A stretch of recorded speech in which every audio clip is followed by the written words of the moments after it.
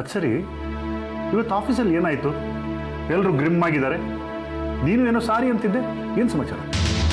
ಅದು ಅಂಥದ್ದೇನಿಲ್ಲ ಸರ್. ಏನಾಯ್ತು ಹೇಳಪ್ಪ. ಅದು ನಿಮ್ಮವ್ರಿಗೂ ಬರೋ ವಿಷಯನೇ ಅಲ್ಲ. ಅದು ಏನೋ ಆಯಿತು ಸರ್. ಅದು ನನಗೆಲ್ಲರೂ ಸಾರಿ ಕೇಳಬೇಕು ಅಂತ ಅನ್ನಿಸ್ತು, ಸಾರಿ ಕೇಳ್ತಾ ಇದ್ದೆ ಸರ್, ಅಷ್ಟೇ ಸರ್. ನೀನು ಹೇಳ್ದಿದ್ರೆ ಬೇರೆ ಸ್ಟಾಫ್ನ ಕರೆಸಿ ಕೇಳ್ತೀನಿ. ಅಯ್ಯೋ ಬೇಡ ಸರ್. ಅದು ಏನಾಯಿತು ಅಂದರೆ ಅಂಥ ಸೀರಿಯಸ್ ಏನಲ್ಲ ಸರ್. ಅದು ಏನೇ ಇರಲಿ ನನಗೆ ಹೇಳು, ನನಗೆ ಗೊತ್ತಾಗಬೇಕು. I must know that. ಅದು ಸರ್, ಅದು ಅವರೆಲ್ಲ ಸೇರಿ ರೇಗಿಸ್ತಾ ಇದ್ರು, ನನಗೂ ರೇಗ್ತು. ಅವ್ರು ಸ್ವಲ್ಪ ಹಾಗೆ ಸರ್, ಹಾಗಾಗಿ ನಾನು ಸ್ವಲ್ಪ ಲೇವಡಿ ಮಾಡ್ತಾ ಇರ್ತಾರೆ. ಕೆಲವು ಸಲ ನಂಗೆ ತಡ್ಕೊಳಕ್ಕೆ ಆಗಲ್ಲ. Wait too bad. ಯಾರದು ಅಂತ ಹೇಳು, ಈಗಲೇ ಆಕ್ಷನ್ ತಗೋತೀನಿ. ಬೇಡ ಸರ್, ಅದರಲ್ಲಿ ಅವ್ರದ್ದೇನೂ ತಪ್ಪಿಲ್ಲ. ಇದಂಥ ಸೀರಿಯಸ್ ವಿಷಯನೂ ಅಲ್ಲ ಸರ್. ನನ್ನ ಎಂಗೇಜ್ಮೆಂಟ್ ಆಯ್ತಲ್ಲ, ಅದಕ್ಕೆ ಎಲ್ಲರೂ ಏನೋ ತಮಾಷೆ ಮಾಡ್ತಾಯಿದ್ರು ಅಷ್ಟೇ. ತಮಾಷೆ ತಾನೇ? ಅದನ್ನು ನೀನು ಯಾಕೆ ಸೀರಿಯಸ್ ಆಗಿ ತಗೊಂಡೆ? ಅವ್ರ ಜೊತೆ ಸೇರ್ಕೊಂಡು ನೀನು ನಕ್ಬಿಡ್ಬೇಕಾಗಿತ್ತು. ಹೌದು ಸರ್, ನನ್ನದೇ ತಪ್ಪು. ಅದಕ್ಕೆ ನಾನು ಆಗಲೇ ಸಾರಿ ಕೇಳ್ತಾ ಇದ್ದಿದ್ದು. ಬೇಕಾದರೆ ಇನ್ನೂ ಒಂದು ಸಲ ಸಾರಿ ಕೇಳ್ಬಿಟ್ಟು ಬರ್ತೀನಿ ಸರ್. ಕೂತ್ಕೊಳ್ಳಪ್ಪ, ಏನು ಆ ಥರ? ನೋಡು ಗಗನ್, ನನಗೇನು ನಿನ್ನ ಬಗ್ಗೆ ಚೆನ್ನಾಗಿ ಗೊತ್ತು. ನೀನು ಸಾಮಾನ್ಯವಾಗಿ ಹಾಗೆಲ್ಲ ಅಪ್ಸೆಟ್ ಆಗೋನಲ್ಲ. ನೀನೇ ಈ ರೀತಿ ಅಪ್ಸೆಟ್ ಆಗಿದೆಯಾ ಅಂದರೆ ಏನೋ ಒಂದು ಬಲವಾದ ಕಾರಣ ಇರಬೇಕು. ಅದು ಏನು ಅಂತ ನಿನಗೆ ಹೇಳೋಕ್ಕೆ ಇಷ್ಟ ಇಲ್ಲ ಅಂದರೆ ನಾನು ಫೋರ್ಸ್ ಮಾಡಲ್ಲ. ಯಾಕಂದರೆ ಮೇ ಬಿ ಅದು ಪರ್ಸ್ನಲ್ ವಿಷಯ ಆಗಿರ್ಬೋದು. ಹಾಗೇನೂ ಇಲ್ಲ ಸರ್. ಸಂಸಾರ ಅಂದಮೇಲೆ ಸಣ್ಣ ಪುಟ್ಟ ಸಮಸ್ಯೆಗಳು ಇದ್ದೇ ಇರುತ್ತಲ್ವಾ? ಇದ್ದರೆ ಅದನ್ನು ಆತ್ಮೀಯರ ಜೊತೆ ಹಂಚ್ಕೋಬೇಕು. ಏನಾದರೂ ಹಣಕಾಸಿನ ಪ್ರಾಬ್ಲಮ್ ಇದೆಯಾ? ಇಲ್ಲ ಸರ್, ಹಾಗೇನಿಲ್ಲ. ಇಲ್ಲ ಅಂದರೆ ಹೇಗೆ? ಮದುವೆಗೆ ಹಣ ಬೇಕಲ್ಲ, ಅದನ್ನು ಹೇಗೆ ಹೊಂದಿಸೋದು ಅಂತ ಯೋಚನೆ ಮಾಡ್ತಿರ್ಬೇಕು. ಇಲ್ಲ ಸರ್, ಅದಕ್ಕೆಲ್ಲ ಆಗಲೇ ವ್ಯವಸ್ಥೆ ಆಗಿದೆ. ಗುಡ್. ಹಾಗೇನಾದರೂ ಇದ್ದರೆ ಹೇಳು, ನಾನು ಹೆಲ್ಪ್ ಮಾಡ್ತೀನಿ. ಹೇಗೂ ನಿನ್ನ ಪ್ರಾವಿಡೆಂಟ್ ಫಂಡ್ ಇದೆ, ಅದರಿಂದ ನಾನು ಲೋನ್ ತೊಗೋಬೋದು. ನಮ್ಮಲ್ಲಿ ವೆಲ್ಫೇರ್ ಸ್ಕೀಮ್ ಇದೆ, ಅದರಲ್ಲೂ ಹಣದ ಸಹಾಯ ಸಿಗುತ್ತೆ. ಅದು ಅಲ್ಲದೆ ಬೇಕಾದರೆ ನಾನು ಪರ್ಸ್ನಲ್ ಆಗಿ ಒಂದಿಷ್ಟು ಅಮೌಂಟ್ ಕೊಟ್ಟಿರ್ತೀನಿ, ನಿಧಾನವಾಗಿ ತೀರಿಸ್ಕೊಂಡ್ರೆ ಆಯಿತು. Thank you sir, thank you for your concern. ಆದರೆ ಸದ್ಯಕ್ಕೆ ಅದರ ಅವಶ್ಯಕತೆ ಇಲ್ಲ ಸರ್. ನಿಮ್ಮ ಸಹಾಯದ ಅವಶ್ಯಕತೆ ಬಂದರೆ ಖಂಡಿತವಾಗ್ಲೂ ಕೇಳ್ತೀನಿ. ಏನೋ ನಮ್ಮ ಕಲೀಗ್ಸ್ ಆಗಾಗ್ಗೆ ರೇಗಿಸ್ತಾ ಇರ್ತಾರೆ. ಇವತ್ತು ನನ್ನ ಮೂಡ್ ಸ್ವಲ್ಪ ಸರಿ ಇರಲಿಲ್ಲ ಅಷ್ಟೇ ಸರ್.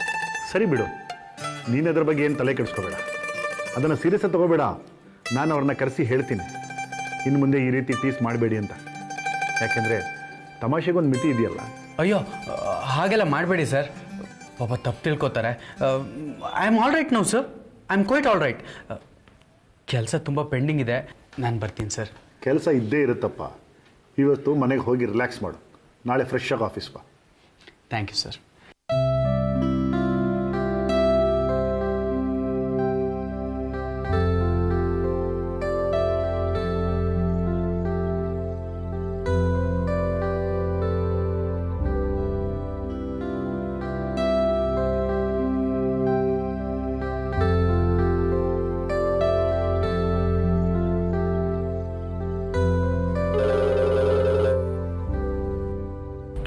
ಹಲೋ, ಹಾಂ ಒಂದು ನಿಮಿಷ ಮೇಡಮ್.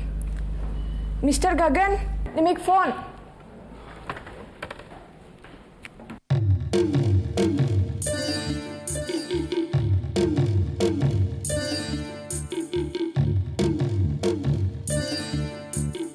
ಹಲೋ ಗಗನ್, ನಾನಪ್ಪ, ನಿಮ್ಮ ಅತ್ತೆ ಮಾತಾಡ್ತಿರೋದು. ಏನತ್ತೆ ಸಮಾಚಾರ?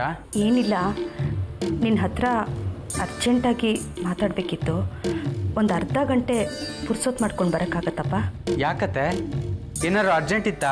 ಅರ್ಜೆಂಟ್ ಅಂದರೆ ಅಂಥ ಅರ್ಜೆಂಟ್ ಏನಿಲ್ಲ, ಆದರೂ ನಿನಗಾದರೆ ಬಂದು ಹೋಗಪ್ಪ. ಸರಿ ಅತ್ತೆ, ನೀವು ಮನೇಲೇ ಇರ್ತೀರಾ? ಇಲ್ಲಪ್ಪ, ಮನೇಲಿ ಮಾತಾಡೋದು ಬೇಡ. ಯಾಕತ್ತೆ, ನಿಮ್ಮನೆಗೆ ಬರೋದು ಬೇಡವಾ? ಸರಿ, ಹಾಗಾದರೆ ನಮ್ಮನೆಗೆ ಬಂದ್ಬಿಡಿ, ಎಲ್ಲರೂ ಇರ್ತಾರೆ. ನಿಮ್ಮನೇನು ಬೇಡ, ನಮ್ಮನೇನು ಬೇಡ. ಮಂಜುನಾಥ ಸ್ವಾಮಿ ದೇವಸ್ಥಾನ ಇದೆಯಲ್ಲ, ಅಲ್ಲಿಗೆ ನಾನು ಬಂದಿರ್ತೀನಿ, ನೀನು ಬಂದ್ಬಿಡಪ್ಪ. ಸರಿ ಅತ್ತೆ, ಎಷ್ಟೊತ್ತಿಗೆ ಬರಲಿ? ಸಂಜೆ 4 ಗಂಟೆಗೆ ಆಗ್ಬೋದೇನಪ್ಪ? ಆಯಿತು ಅತ್ತೆ, ಬರ್ತೀನಿ. ಫೋನ್ ಇಡ್ಲಾ? ಆಯ್ತಪ್ಪ.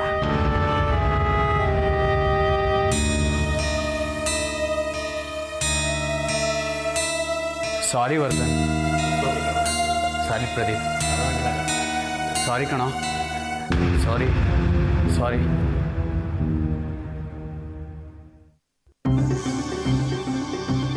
ನೋಡಿ ಮಿಸ್ಟರ್ ಧೀರಜ್, ನೀವು ಬ್ಯಾಂಕಲ್ಲಿ ಬಂದು ಭೇಟಿ ಆದರೂ ಅಷ್ಟೇ, ಮನೇಲಿ ಭೇಟಿ ಆದರೂ ಅಷ್ಟೇ, ರೆಕಾರ್ಡ್ಸ್ ಎಲ್ಲ ಪರ್ಫೆಕ್ಟ್ ಆಗಿದ್ದರೆ ನಮ್ಮ ಒಪಿನಿಯನ್ ಕೊಡ್ಲಿಕ್ಕೆ ಸಾಧ್ಯ. ಪ್ರಾಜೆಕ್ಟ್ ರಿಪೋರ್ಟ್ ಎಲ್ಲ ಸರಿಯಾಗಿ ಮಾಡಿಕೊಟ್ಟಿದ್ದೀನಿ sir. I have taken care of everything. Project report ಒಂದು ಸರಿ ಇದ್ರೆ ಆಯಿತಾ? ನೀವು ಕೇಳಿರೋ ಲೋನ್ ಅಮೌಂಟ್ಗೆ ಸೆಕ್ಯೂರಿಟಿ ಎಲ್ಲಿ ಕೊಟ್ಟಿದ್ದೀರಿ? ಲೋನ್ ಅಪ್ಲಿಕೇಶನಲ್ಲಿ ಕೊಲಾಟರಲ್ ಸೆಕ್ಯೂರಿಟಿಯಾಗಿ 2 ಪ್ರಾಪರ್ಟಿ ಡೀಟೇಲ್ಸ್ ಕೊಟ್ಟಿದ್ದೀವಿ. ಒಂದು ನಮ್ಮ ತಂದೆ ಹೆಸರಿನಲ್ಲಿರೋ ಮನೆ, ಅದು ಕೋರಮಂಗಲದಲ್ಲಿದೆ. ಇನ್ನೊಂದು ನಮ್ಮ ಮಾವನ ಮನೆ ಮುಂದಿರೋ ಸೈಟು. ನಮ್ಮ ಮನೆ ಏನಿಲ್ಲ ಅಂದರೂ 40 lakhsಗೆ ಹೋಗುತ್ತೆ. ಇನ್ನು ನಮ್ಮ ಮಾವನ ಮನೆ ಮುಂದಿರೋ ಸೈಟು ಅದು 1 crore ಹೋಗುತ್ತೆ. ಯಾಕೆ ಅಂದರೆ ಆ ಏರಿಯಾನ ಕಮರ್ಷಿಯಲ್ ಅಂತ ಡಿಕ್ಲೇರ್ ಮಾಡಿದ್ದಾರೆ. ಸರ್, 1,40,00,000 ಪ್ರಾಪರ್ಟಿ ಪ್ಲೆಡ್ಜ್ ಮಾಡ್ತಿದ್ದೀವಿ. ಅದ್ರ ಮೇಲೆ 40 ಲಕ್ಷ ಲೋನ್ ಕೊಡೋಕ್ಕಾಗಲ್ವಾ ಸರ್? ಕೊಡೋಕ್ಕಾಗಲ್ಲ. ನಿಮ್ಗೆ 40 ಲಕ್ಷ ಲೋನ್ ಬೇಕು ಅಂದರೆ ಇನ್ನೂ ಒಂದು ಪ್ರಾಪರ್ಟಿ ಪ್ಲೆಡ್ಜ್ ಮಾಡಲೇಬೇಕು. ಸರ್, ನಮ್ಮ ಮಾವರ್ದು ಇನ್ನೊಂದು ಪ್ರಾಪರ್ಟಿ ಏನಾದರೂ ಅದು ನಿಮ್ದು ಹೇಗೆ ಆಗುತ್ತೆ? ಸರ್, ಅವ್ರ ಮಗಳನ್ನ ನಮ್ಮ ಅಣ್ಣ ಮದುವೆ ಆಗ್ತಿದ್ದಾರೆ. ಆಗ ಆ ಪ್ರಾಪರ್ಟಿನೆಲ್ಲ ನಮ್ಮ ಅಣ್ಣಂಗೆ ಕೊಡ್ತಾರೆ. ಕೊಟ್ಟಾದಮೇಲೆ ನಿಮ್ದಾಗುತ್ತೆ. ನೋಡಿ, ಈಗ ಇನ್ಸಫಿಷಿಯೆಂಟ್ ರೆಕಾರ್ಡ್ಸ್ ಅಂತ ಈ ಫೈಲ್ನ ನಾನು ವಾಪಸ್ ಕಳಿಸ್ಬೇಕಾಗುತ್ತೆ. ಹಾಗೆ ಮಾಡಬೇಡಿ ಸರ್, ಪ್ಲೀಸ್. ಏನಾದರೂ ಮಾಡಿ. ನಿಮ್ಮ ಫೀಸ್ ಅಡ್ವಾನ್ಸ್ ಆಗಬೇಕು ಅಂದರೆ ನಾನು ಕೊಡ್ತೀನಿ. ನೋಡಿ, ನೀವು ಹೀಗೆಲ್ಲ ಮಾತಾಡಬಾರ್ದು. ನೀವು ಯಾಕೆ ನನಗೆ ಫೀಸ್ ಕೊಡಬೇಕು? ನಾನು ಬ್ಯಾಂಕ್ನ ಲೀಗಲ್ ಅಡ್ವೈಸರು. ನಾನು ಅವ್ರ ಕೇಸ್ನ ಪ್ರೊಸೆಸ್ ಮಾಡ್ತೀನಿ, ಅವ್ರು ನನಗೆ ಫೀಸ್ ಕೊಡ್ತಾರೆ. ಸರ್, ತಪ್ಪು ತಿಳ್ಕೊಬೇಡಿ. ಬ್ಯಾಂಕ್ನವರು ಕೊಡೋದನ್ನು ಕೊಟ್ಟೇ ಕೊಡ್ತಾರೆ. ಆದರೆ ನೀವು ನಮಗೆ ಸಹಾಯ ಮಾಡಿದ್ದಕ್ಕೆ ನಾವು ಕೃತಜ್ಞತೆ ಸಲ್ಲಿಸೋದು ಬೇಡವಾ? ಅದೆಲ್ಲ ಆಗಲ್ಲ ರೀ.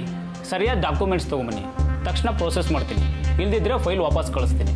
ಸುಮ್ಮನೆ ಟೈಮ್ ವೇಸ್ಟ್ ಮಾಡಬೇಡಿ ನೀವು. ಬೇಡ ಸರ್, ನಾವೇನಾದರೂ ವ್ಯವಸ್ಥೆ ಮಾಡ್ತೀವಿ. ಫೈಲ್ನ ಮಾತ್ರ ವಾಪಸ್ ಕಳಿಸ್ಬೇಡಿ ಸರ್. ಸಾಧ್ಯವಾದಷ್ಟು ಬೇಗ ತನ್ನಿ. ಬಹಳ ದಿವಸ ಇಟ್ಕೊಳ್ಳೋಕ್ಕಾಗಲ್ಲ. ಆಯಿತು ಸರ್, ಹೋಗಿ ಬನ್ನಿ.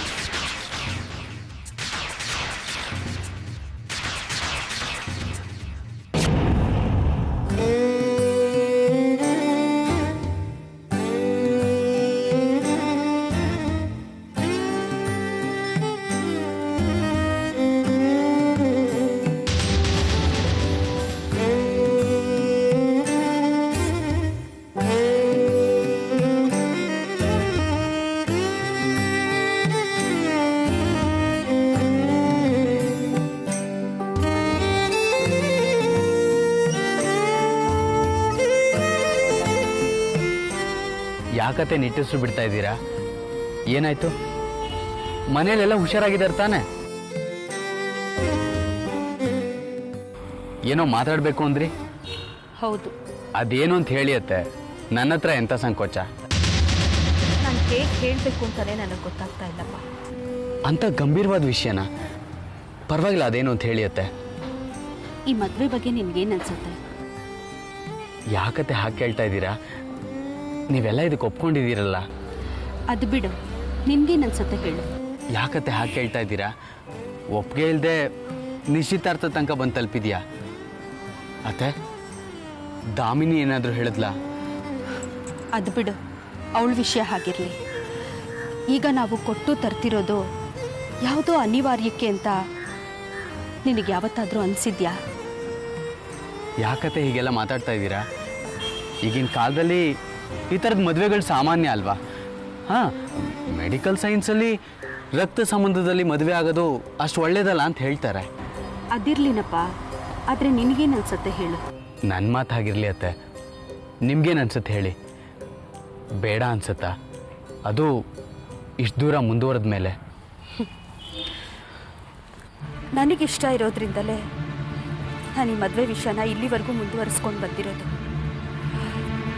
ಆದರೆ ನಾನೀಗೊಂದು ಇಕ್ಕಟ್ಟಿನ ಪರಿಸ್ಥಿತಿಯಲ್ಲಿ ಸಿಕ್ಕಾಕೊಂಡ್ಬಿಟ್ಟಿದ್ದೀನಪ್ಪ. ಆ ವಿಷಯನೇ ನಾನು ನಿನ್ನ ಹತ್ರ ಮಾತಾಡಬೇಕು ಅಂತ ಬಂದಿರೋದು. ನನಗೆ ಗೊತ್ತು ಅತ್ತೆ, ದಾಮಿನಿಗೆ ನನ್ನ ಬಗ್ಗೆ ಪ್ರೀತಿ ಇಲ್ಲ.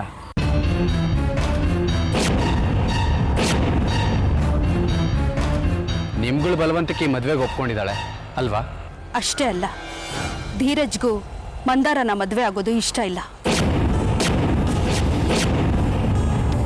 ಆದರೂ ಈ ಮದುವೆಗೆ ನಿಮ್ಮ ಮಾವ ಬಲವಂತವಾಗಿ ಒಪ್ಪಿಸಿದ್ದಾರೆ. ನನಗೆ ವಿಷಯ ಗೊತ್ತಾಗಿದ್ದೇ ತಡವಾಗಿ. ನಿಶ್ಚಿತಾರ್ಥಕ್ಕೆ ಮುಂಚೆನೇ ನನಗೇನಾದರೂ ಈ ವಿಷಯ ಸ್ವಲ್ಪ ಸುಳ್ಳು ಸಿಕ್ಕಿದ್ರು ಖಂಡಿತ ಇದನ್ನು ನಾನು ಮುಂದುವರ್ಸಕ್ಕೆ ಬಿಡ್ತಾ ಇರಲಿಲ್ಲ. ಏನತ್ತೆ ಹೀಗೆ ಹೇಳ್ತಾ ಇದ್ದೀರಾ? ನಮ್ಮ ಮಂದಾರನ ಬದುಕು ಹಸನಾಗ್ಲಿ ಅಂತ ನಾನೇ ಮದುವೆಗೆ ಒಪ್ಕೊಂಡೆ. ನಾನು ಹಾಗೆ ಅನ್ಕೊಂಡೆ ಗಗನ್. ನಮ್ಮ ಅಣ್ಣಂದು ಹೂನಂತ ಮನಸ್ಸು. ನನ್ನ ಮಗಳನ್ನ ನಿಮ್ಮ ಮನೆಗೆ ಕೊಟ್ಟು ನಿಮ್ಮ ಮಂದಾರನ ನಮ್ಮ ಮನೆಗೆ ತುಂಬಿಸ್ಕೊಂಡ್ರೆ ನಮ್ಮಿಬ್ಬರ ಸಂಸಾರಗಳು ಸುಖವಾಗಿರುತ್ತೆ ಅಂತ ಏನೇನೋ ಕನಸ್ಕೊಂಡೆ. ಅಲ್ಲ ಅತ್ತೆ, ಇದು ಬಲವಂತದ ಮದುವೆ ಅಂತ ನಿಮ್ಗೆ ಹೇಗೆ ಗೊತ್ತಾಯ್ತು? ಈ ಬಲವಂತದ ಮದುವೆ ಯಾಕೆ ಬೇಕು? ದಾಮಿನಿಗೂ ಬೇಡ, ಧೀರಜ್ಗೂ ಬೇಡ. ಆದರೆ ಅವ್ರ ಅಪ್ಪನಿಗೆ ಬೇಕು. ಅದೇ ಯಾಕೆ? ಮಾವ ಯಾಕತ್ತೆ ಇಬ್ಬರನ್ನು ಬಲವಂತವಾಗಿ ಮದುವೆಗೆ ಒಪ್ಸಿದ್ರು? ನನ್ಗೆ ಯಾಕೋ ಇದೊಂದು ಅರ್ಥ ಆಗ್ತಾ ಇಲ್ಲ. ನನಗೆ ಅರ್ಥ ಆಗಿದೆ. ನಿಮ್ಮ ಮಾವನಿಗೆ ಸಂಬಂಧ ಮುಖ್ಯ ಅಲ್ಲ, ಸಂಬಂಧ ಬೆಳೆಸೋದ್ರಿಂದ ಆಗೋ ಲಾಭ ಮುಖ್ಯ. ಲಾಭನಾ ಅಂದ್ರೆ? ನಿಮ್ಮ ಮಾವನಿಗೆ ನಿಮ್ಮ ಮನೆ ಮುಂದಿರೋ ಜಾಗದ ಮೇಲೆ ಕಣ್ಬಿದ್ದಿದೆ. ಆ ಜಾಗ ಧೀರಜಿಗೆ ಸಿಗೋ ಹಾಗಾದ್ರೆ ಮಾತ್ರ ಈ ಮದುವೆಗಳು ನಡೆಯೋದು. ತಿಳಿತಾ? ಹೌದಾ? ಇದು ನಿಮ್ಗೆ ಯಾಕೆ ಗೊತ್ತಾಯ್ತು? ಮೂವರು ಮಾತಾಡ್ಕೊಳ್ತಾ ಇದ್ದದನ್ನ ನಾನು ಕೇಳಿಸ್ಕೊಂಡೆ. ಆದ್ರೆ ನಾವು ಇದುವರೆಗೂ ಅದ್ರ ಪ್ರಸ್ತಾಪನೆ ಮಾಡಿಲ್ವಲ್ಲ ಅತ್ತೆ. ನಿಶ್ಚಿತಾರ್ಥ ಕೂಡ ಆಗೋಯ್ತು. ಆಗ್ಲಿ ಅಂತಾನೆ ಅವರು ಕಾಯ್ತಾ ಇದ್ದಿದ್ದು. ಯಾಕೆಂದ್ರೆ ಆಮೇಲೆ ನೀವು ಸೈಟ್ ಕೊಡಲ್ಲ ಅಂತ ಹೇಳಕ್ಕಾಗಲ್ವಲ್ಲ. ಅಣ್ಣ ಮರ್ಯಾದೆ ಗಂಜೋರು. ಇನ್ನ ಮದುವೆಯಲ್ಲಿ ನಿಂತೋಗುತ್ತೋ ಅನ್ನೋ ಆತಂಕದಲ್ಲಿ ಸೈಟ್ನ ಧೀರಜ್ ಹೆಸರಿಗೆ ಬರ್ಕೊಡ್ಲೇಬೇಕಲ್ಲ. ಹೌದಾ? ಇದು ಹಿಂದೆ ಇಷ್ಟೆಲ್ಲ ಮೋಸ ಇದೆಯಾ? ಮಾವ ಹೀಗೆಲ್ಲ ನಡ್ಕೋತಾರೆ ಅಂದ್ರೆ ನಂಗೆ ನಂಬಕ್ಕೆ ಆಗ್ತಾ ಇಲ್ಲ ಅತ್ತೆ. ಇಷ್ಟು ವರ್ಷ ಸಂಸಾರ ಮಾಡಿದ್ದು ನನಗೆ ಅವ್ರ ಕಪಟ ಏನು ಅನ್ನೋದು ಅರ್ಥ ಆಗ್ಲಿಲ್ಲ. ನನ್ನ ಮಕ್ಕಳು ಹೀಗೆ ಸ್ವಾರ್ಥಿಗಳಾಗ್ತಾರೆ ಅಂತ ನಾನು ಅನ್ಕೊಂಡಿರ್ಲಿಲ್ಲ ಗಗನ್. ಸಮಾಧಾನ ಮಾಡ್ಕೊಳ್ಳಿ ಅತ್ತೆ. ಏನು ಮಾಡಬೇಕು ಅಂತ ನನಗೂ ತೋರಿಸ್ತಾ ಇಲ್ಲ ಅತ್ತೆ. ನಮ್ಮ ಅಪ್ಪಂಗೆ ಹೇಳಿ ಇದೇನು ಹಗರಣ ಆಗದಿರೋ ಹಾಗೆ ಸೈಟ್ ಬರ್ಕೊಡೋದಕ್ಕೆ ಒಪ್ಪಿಸ್ಬಿಡ್ಲಾ? ನಮ್ಮ ಮಂದಾರನ ಭವಿಷ್ಯಕ್ಕಿಂತ ನಮ್ಗೆ ಸೈಟ್ ದೊಡ್ಡದ ಹೇಳಿ? ಇದರಲ್ಲಿ ನಿನ್ನ ಭವಿಷ್ಯನೂ ಇಲ್ಲ, ಮಂದಾರನ ಭವಿಷ್ಯನೂ ಇಲ್ಲ. ಎಲ್ಲಿ ನಿಮ್ಮ ಜೀವನ ದುರಂತದಲ್ಲಿ ಕೊನೆ ಆಗುತ್ತೋ ಅಂತ ನಿನ್ನ ಹತ್ರ ಮಾತಾಡಕ್ ಬಂದಪ್ಪ. ಅತ್ತೆ, ನನಗೇನು ಮಾಡಬೇಕು ಅಂತ ನೀವೇ ಹೇಳಿ ಅತ್ತೆ. ಹೇಗಾದ್ರೂ ಮಾಡಿ ನಾವು ಎರಡೂ ಸಂಸಾರಗಳನ್ನ ಉಳಿಸಪ್ಪ. ಈ ಮದುವೆನ ನಿಲ್ಲಿಸ್ಬಿಡು. ನನ್ನ ಮಕ್ಕಳು ಮೋಸದ ಕೈಗೆ ಬುದ್ಧಿ ಕೊಟ್ಟಿದ್ದಾರೆ. ಇನ್ನು ನಿಮ್ಮ ಮಾವ ಸ್ವಾರ್ಥಕ್ಕೆ ದಾಸರಾಗಿದ್ದಾರೆ. ಅವ್ರು 3 ಜನ ಕಣ್ಣಕ್ಕೆ ಪಟ್ಟಿ ಕಟ್ಕೊಂಡು ತಾವು ಹಾಳಾಗೋದಂದ್ರೆ ಬಂಗಾರದಂತ ನಿಮ್ಮನ್ನು ಹಾಳು ಮಾಡಕ್ ಹೊರಟಿದಾರಪ್ಪ. ಹೇಗಾದ್ರೂ ಮಾಡಿ ಈ ಮದುವೆನ ನಿಲ್ಲಿಸ್ಬಿಡು. ಆದ್ರೆ ಒಂದು ಮಾತ್ರ ಜ್ಞಾಪಕದಲ್ಲಿಟ್ಕೊ, ಯಾವುದೇ ಕಾರಣಕ್ಕೂ ನಮ್ಮ ಸಂಬಂಧಗಳು ಮಾತ್ರ ದೂರ ಆಗ್ಬಾರ್ದು. ಏನಾದ್ರೂ ಮಾಡಪ್ಪ. ಅತ್ತೆ ಅತ್ತೆ ಹೇಗಾದ್ರೂ ಮಾಡ. ಸಮಾಧಾನ ಮಾಡ್ಕೊಳ್ಳಿ ಅತ್ತೆ, ಎಲ್ಲ ಸರಿ ಹೋಗುತ್ತೆ ಅತ್ತೆ. ಸಮಾಧಾನ ಮಾಡ್ಕೊಳ್ಳಿ. ನೀವಿಷ್ಟೊಂದು ದುಃಖ ಪಟ್ರೆ ಹೇಗೆ ಹೇಳಿ? ಸಮಾಧಾನ ಮಾಡ್ಕೊಳ್ಳಿ. ನೋಡೋಣ ಏನು ಮಾಡೋಕ್ಕಾಗತ್ತೆ ಅಂತ ನಾನು ಯೋಚನೆ ಮಾಡ್ತೀನಿ. ಸಮಾಧಾನ ಮಾಡ್ಕೊಳ್ಳಿ ಅತ್ತೆ.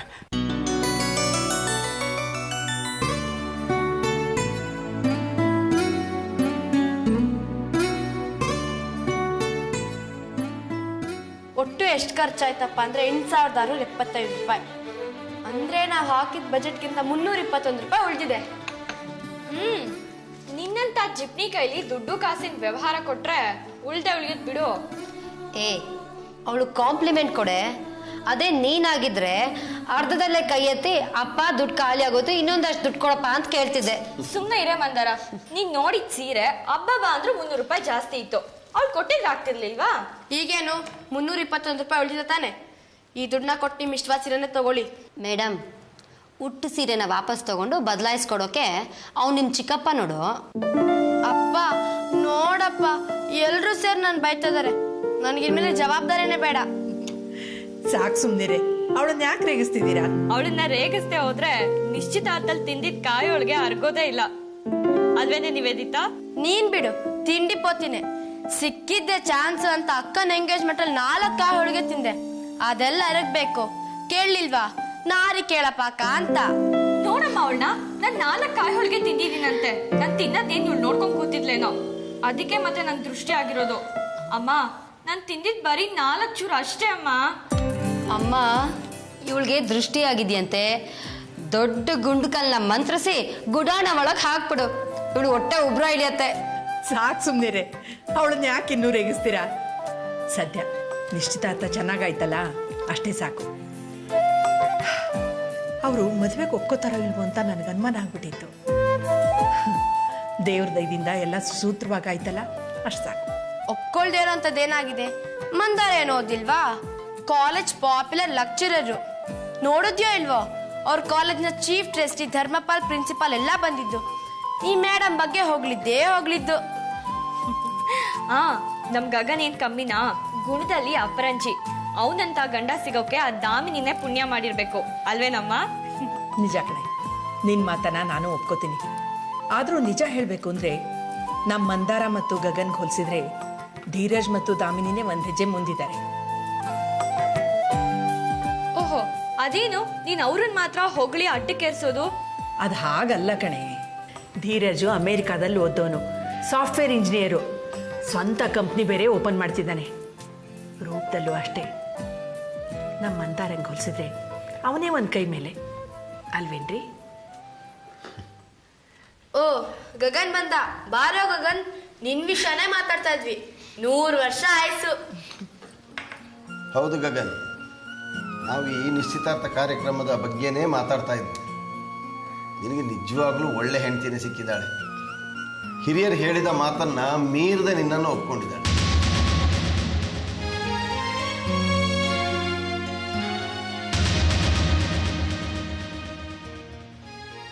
ಅಪ್ಪ, ಅದು ನೀವು ಹೇಳಿದ್ದು ಮದುವೆ ಅಲ್ಲ ಅಪ್ಪ. ನಾನು ಏನು ಹೇಳ್ತಾ ಇದ್ದೀನಿ ಅಂದರೆ, ಈಗೇನು ನಿಶ್ಚಿತಾರ್ಥಕ್ಕೆ ನಿನ್ನ ಫ್ರೆಂಡ್ಸನ್ನು ಕರೀಲಿಲ್ಲ, ಮದುವೆಗೆ ಕರಿಬೇಕು ಅಂತ ತಾನೇ ನೀನು ಹೇಳೋದು? ಹೌದು ಕಣೋ, ತಪ್ಪಾಯಿತು. ಅವ್ರನ್ನ ಕರಿಬೇಕಾಗಿತ್ತು. ಅದಲ್ಲಪ್ಪ, ನಿಶ್ಚಿತಾರ್ಥ ಏನೋ ಆಯಿತು. ನಿಶ್ಚಿತಾರ್ಥ ಅಂತೂ ತುಂಬಾ ಚೆನ್ನಾಗಾಯ್ತು. ಅದ್ರಲ್ಲೂ ಅಡ್ಗೆಯವ್ರಂತೂ ತುಂಬಾ ಚೆನ್ನಾಗಿ ಅಡ್ಗೆ ಮಾಡಿದ್ರು ಅಲ್ವಾ? ಸಂದೇಹನೇ ಇಲ್ಲ ಕಣೆ. ನಮ್ಮ ಉಡುಪರು ಮಾಡಿದ ಅಡುಗೆ ಮೇಲೆ ರುಚಿಯಾಗೇ ಇರುತ್ತೆ. ಇವಾಗ ಗಗನ್, ನಾವು ಊಟಕ್ಕೆ ಕೂತಿದ್ದು ಕೊನೆ ಪಂಕ್ತಿಲ್ ತಾನೆ. ನಮಗೆ ಮಜ್ಜಿಗೆ ಹುಡಿನೇ ಇರಲಿಲ್ಲ, ಬರೀ ಸಾರ್ನಲ್ಲೇ ಊಟ ಮಾಡಿದ್ದಾಯ್ತು ಅಲ್ವಾ? ಗಗನ್ಗೇನು ಬಿಡು, ಏನಿಲ್ದ್ರು ತಿನ್ಬಿಡ್ತಾನೆ. ಸ್ವಲ್ಪ ಚಟ್ನಿ ಇದ್ರೂ ಸಾಕು. ದಾಮಿನಿ ಅತ್ತಿಗೆಗೆ ಅದೃಷ್ಟ. ಅದು ಮಾಡು ಇದು ಮಾಡು ಅಂತ ಪೀಡ್ಸೋದೇ ಇಲ್ಲ ಅಲ್ವೇನೋ ಗಗನ್? ಅಡುಗೆ ಮಾಡೋಕೆ ಅವಳು ಮನೇಲಿರ್ತಾಳೆ. ಮೊದಲೇ ಅಮೇರಿಕಾದಲ್ಲಿ MBA ಮಾಡಿರೋಳು.